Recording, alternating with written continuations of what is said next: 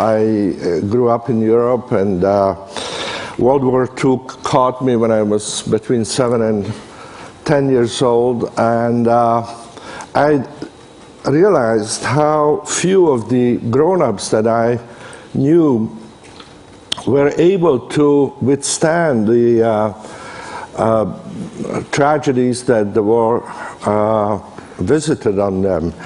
How few of them could even resemble a normal, contented, satisfied, happy life once their job, their home, their security was destroyed by the war. So I became interested in understanding what contributed to a life that was worth living. And I tried as a child, as a teenager, to read philosophy and to get involved in art and religion and many other ways that I could see as a possible answer to that question. And finally I ended up encountering psychology by chance. Actually, I was at a ski resort in Switzerland without any money to actually enjoy myself, because the snow had melted and I didn't have money to go to a movie, but I found that reading the newspapers that there was to be a presentation by someone in a place that seemed in the center of Zurich, and it was about flying saucers. He was going to talk, and I thought, well, since I can't go to the movies, at least I will go for free to listen to flying saucers. And the man who talked at that evening lecture was very interesting, and it actually, instead of talking about little green man, he talked about how the psyche of the Europeans had been traumatized by the war, and now they are projecting flying saucers into the sky, kind of as he talked about how the mandalas of ancient Hindu religion were kind of projected into the sky as an attempt to regain some sense of order after the chaos of war. And this seemed very interesting to me, and I started reading his books after that lecture, and that was Carl Jung, whose name or work I had no idea about. Then I came to this country to study psychology, and I started trying to understand these roots of happiness. This is a typical result that many people have presented, and there are many variations on it. But this, for instance, shows that about 30% of the people surveyed in the United States since 1956 say that their life is very happy. And that hasn't changed at all, whereas the personal income on a scale that has been held constant to accommodate for inflation has more than doubled, almost tripled in that period. But you find essentially the same results, namely that after a certain basic point, which corresponds more or less to just a few $1,000s above the minimum poverty level, increases in material well-being don't seem to affect how happy people are. And in fact, you can find that the lack of basic resources, material resources, contributes to unhappiness, but the increase in material resources do not increase happiness. So my research has been focused more on, after finding out these things that actually corresponded to my own experience, I tried to understand now, where in everyday life, in our normal experience, do we feel really happy? And to start those studies about 40 years ago, I began to look at creative people, first artists and scientists and so forth, trying to understand what made them feel that it was worth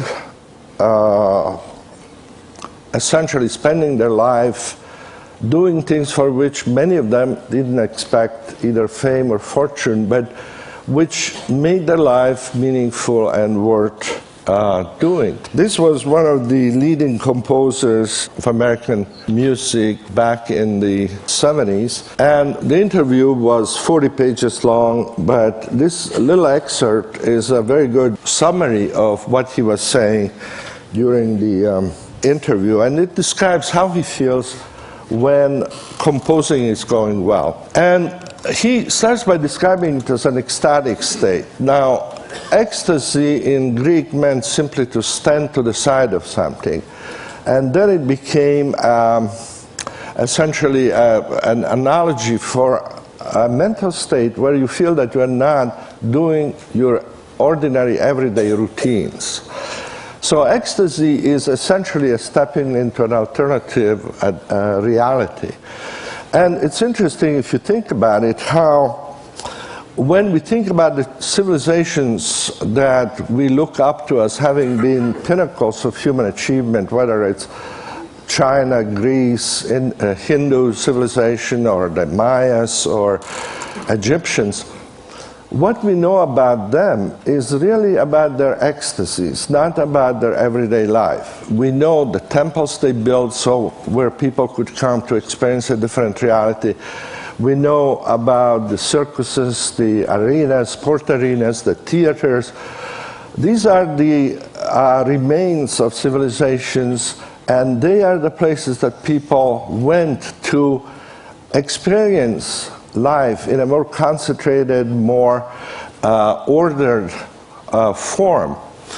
Now, this man doesn't need to go to a place like this, which is also, this place, this arena, which is built like a Greek amphitheater, is a place for ecstasy also. We are participating in a reality which is different from that of everyday life that we're used to.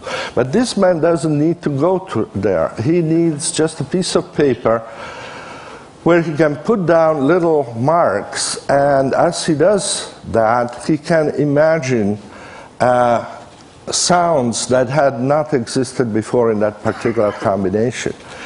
So once he gets to that point of beginning to create, like Jennifer did in her improvisation, a new reality, that is a moment of ecstasy. He enters that different reality. Now, he says also that this is so intense an experience that it feels almost as if it didn't exist. And that sounds like a kind of a romantic exaggeration, but actually our nervous system is incapable of processing more than about 110 bits of information per second. And in order to hear me and understand what I'm saying, you need to process about 60 bits per second. That's why you can't hear more than two people. You can't understand more than two people talking to you. Well, when you are really involved in this completely engaging process of creating something new, as this man does, he doesn't have enough attention left over to monitor how his body feels or his problems at home. He can't feel even that he's hungry or tired. His body disappears, his identity disappears from his consciousness, because he doesn't have enough attention, like none of us do, to really do well something that requires a lot of concentration and at the same time to feel that he exists. So existence temporarily suspended. And he says that his hand seems to be moving by itself. Now, I could look at my hand for 2 weeks and I wouldn't feel any awe or wonder because I can't compose. But so what he's not telling you here, but in other parts of the interview, is that obviously this automatic, spontaneous process that he's describing can only happen to someone who is very well trained and who has developed technique. And it has become a kind of a truism in the study of creativity that you can't be creating anything with less than 10 years of technical knowledge, immersion in a particular field. Whether it's mathematics or music, it takes that long to be able to begin to change something in a way that it's better than what was there before. Now, when that happens, he says, the music just flows out. And because all of these people I started interviewing, this was an interview which is over 30 years old, so many of the people describe this as a spontaneous flow that I call this type of experience the flow experience. And it happens in different realms. For instance, a poet describes it in this form. This is by a student of mine who interviewed some of the leading writers and poets in the United States, and it describes the same effortless, spontaneous feeling that you get when you enter into this ecstatic state. This poet describes it as opening a door that floats up in the sky. Very similar description to what Albert Einstein gave as to how he imagined the forces of relativity when he was struggling with trying to understand how it worked. But it happens in other activities. For instance, this is another student of mine, Susan Jackson from Australia, who did work with some of the leading athletes in the world. And you see here in this description of an Olympic skater the same essential description of the phenomenology of the inner state of the person. You don't think, it goes automatically. You merge yourself with the music and so forth.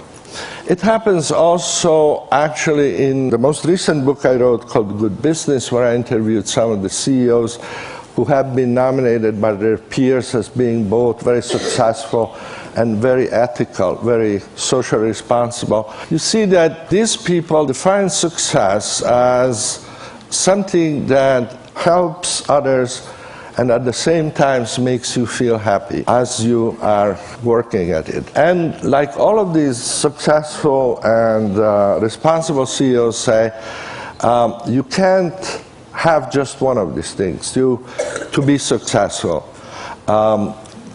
If you want a meaningful job and successful job, Anita Roddick is another one of these CEOs we interviewed. She is the founder of Body Shop, the cosmetic, kind of natural cosmetic thing. It's kind of a passion that comes from doing the best and having flow while you're working. This is an interesting little quote from Masaru Ibuka, who was, at that time, starting out Sony without any money, without a product. They didn't have product, they didn't have anything, but they had an idea.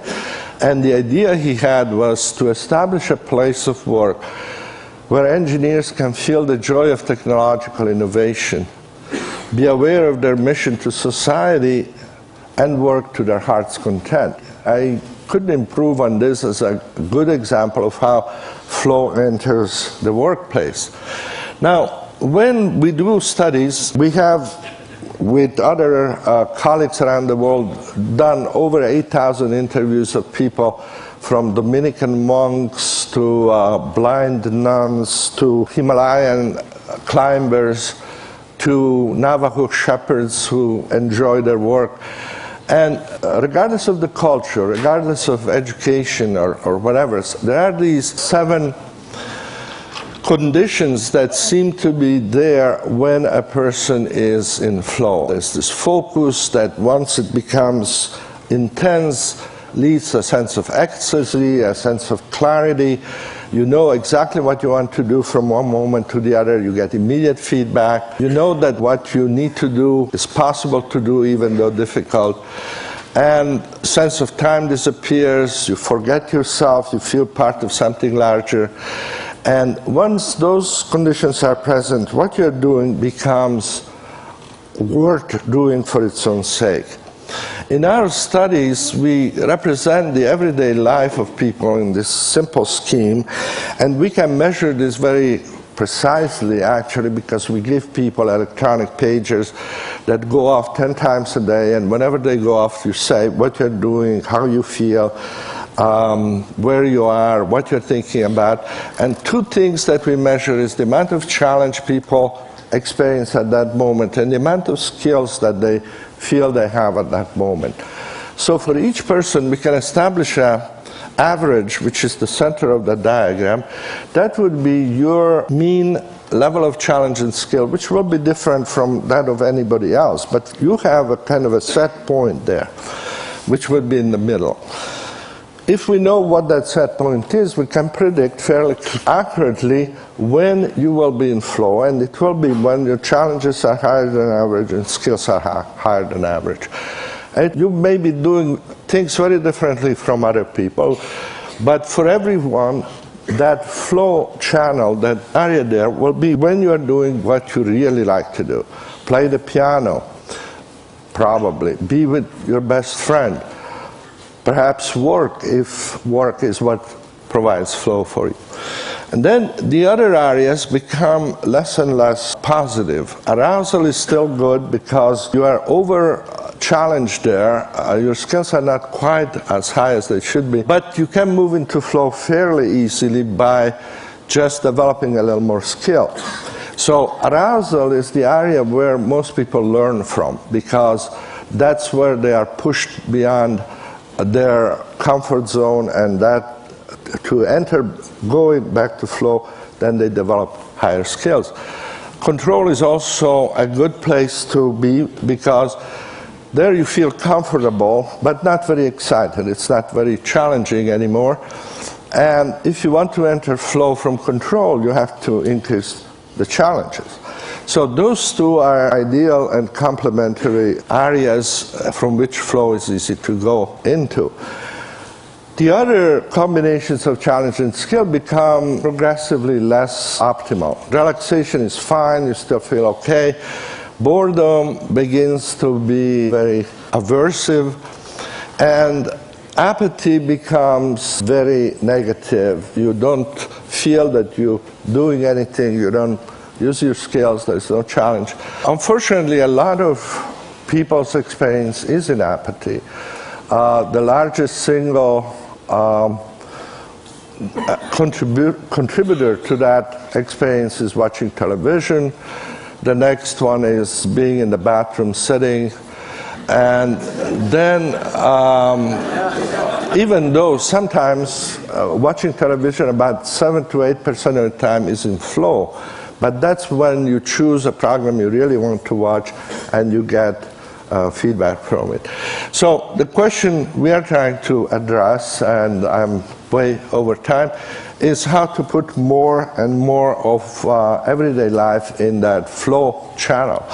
And that is the kind of challenge that we are trying to understand, and some of you obviously know that how to do that spontaneously without any advice, but unfortunately a lot of people don't, and that's what our mandate is in a way to do.